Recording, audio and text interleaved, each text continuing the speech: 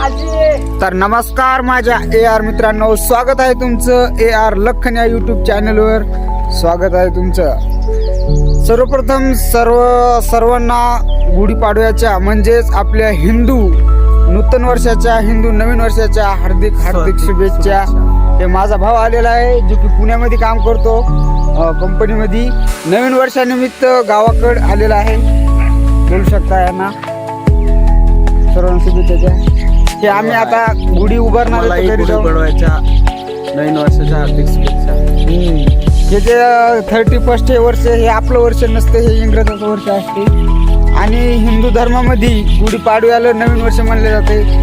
कशामुळे म्हणले जाते? कारण नवीन वर्षाचा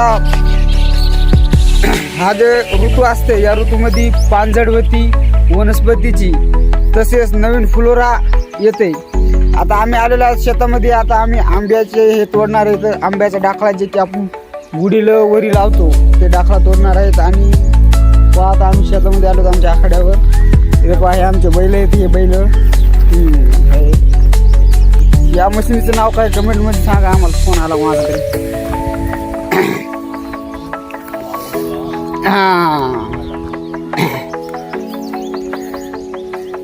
ते पहा आखाडा आहे आमचा. तिथे CCTV कॅमेरा लावलेला आहे, पण तो बंद पडलाय. आता ते चालू करावं लागणार आम्हाला. हे पहा पहा मित्रांनो, गुढीपाडव्याच्या निमित्तानं, नवीन वर्षाच्या निमित्तानं माझे मित्र पण झालेले आहेत. यामध्ये MD जो की लहानपणापासून सोबत मित्र आहे. ते दिघ्या म्हणलं तरी चालेल. काय बोलायचं तुम्हाला? नाही माहिती. हे पाय गुढीपाडव्यासाठी येणं काय घेतलं, लिंबाचा डाकळा आणि आंब्याचं हे ओरी लावण्यासाठी घेतलेलं आहे. इथे भाऊजी बसलेले आहेत. ठीक आहे, ओके. आता आम्ही जाणार आहोत आंबे तोडायला. डाकळा नेला जरी असेल तरी आम्ही आंबे तोडत असतो.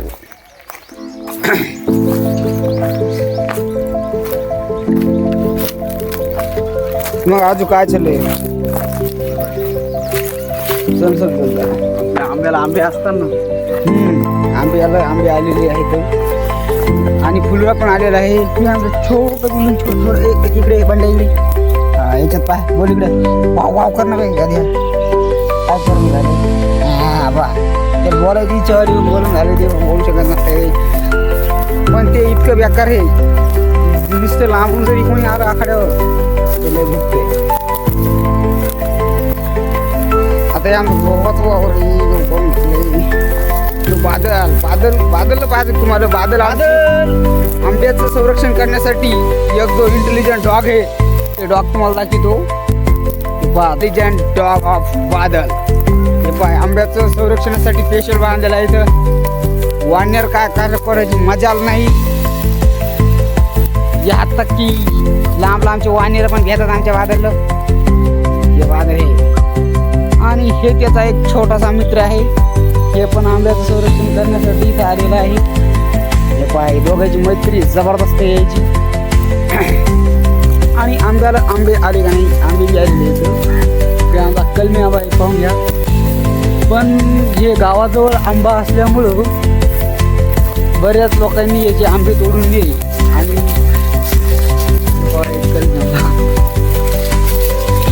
आंबा छोटे छोटे आंबे आलेले आहेत. तो आंबा आम्ही घेऊन जाणार आता तोडून. फुलोरा पण आलेला आहे चांगला. आणि बऱ्याच ठिकाणी पहा, इकडे पाहू शकतो. आणि आम्ही लहानपणी आंबा नसलं पान खायचो. पान घेणार. हे बघा का आलेला आहे आंबा आहे. ओरिजिनल आहे, ओजी आहे. इकडे गावठी वातावरण समजा ओजी असते.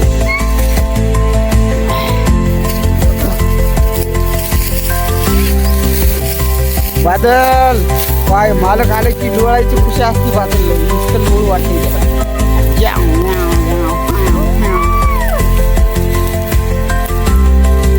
मग जर आंबे खायचे असतात 15 दिवसांमध्ये पण लावा आणि आमच्या घरी या. आमच्या वावरात तुम्हाला आंबे खाऊ घालते. तुम्ही सांगा मला कमेंटमध्ये. ते पायाची भाजी करतात, याला आमच्या इकडे शेंगड्या म्हणतात. शेंगड्या एक जबरदस्त भाजी. एक रानमेवा म्हणलं तरी चालेल याला. हे पण आम्ही आता घरी घेऊन जाणार आहोत भाजीसाठी. याची चटणी गिटणी करून मस्तपैकी फ्राय करून एवढा गोड तेलाच्या याच्यामध्ये खाण्याचा प्रयत्न आम्ही करणार नाही, खाणार सुद्धा. हे पहा पळसाचं झाड जसं की गुलमोहरासारखी फुलं लागले त्याला. हे अजून काहीच कोण बोलू नको, बोला ना तुम्ही. बादल तिकडून आवाज द्यायला. काय बोलू आपण?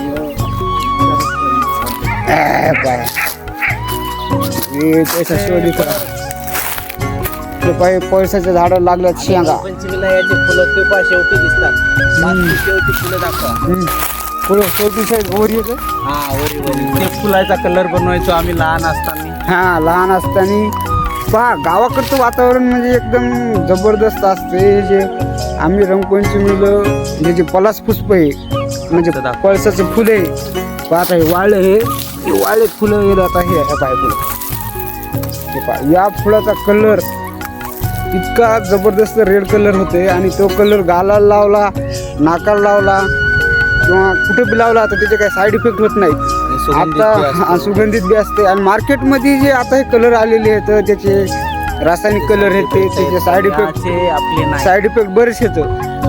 नॅचरली हा जे कलर आम्ही तयार करतो लहानपणी नॅचरली होता, त्याचा साईड इफेक्ट नाही. गावाकडचं वातावरण एक जबरदस्त वातावरण आहे. आता शहरामध्ये सध्या एक समस्या चालू आहे, लोकांना गॅस भेटणं, ते हे भेटणं ते भेटणं.